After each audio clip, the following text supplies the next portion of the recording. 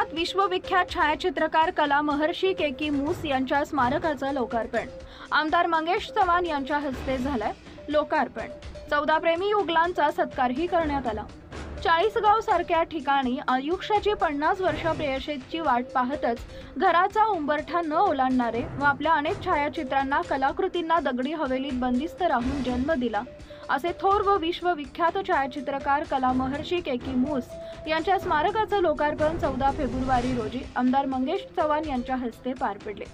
हा सोहळा चाळीसगाव शहरातील कला महर्षी के.की. मूस प्रतिष्ठान आवारात झाला।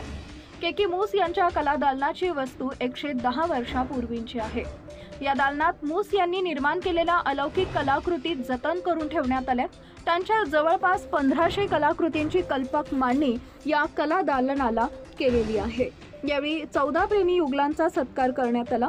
यावेळी के.के. मूस दालनाचे अध्यक्ष श्री सामंत व पदाधिकारी, सार्वजनिक बांधकाम विभागाचे अधिकारी अनिल बैसाने, हेमंत चौधरी व पत्रकार बांधव उपस्थित होते।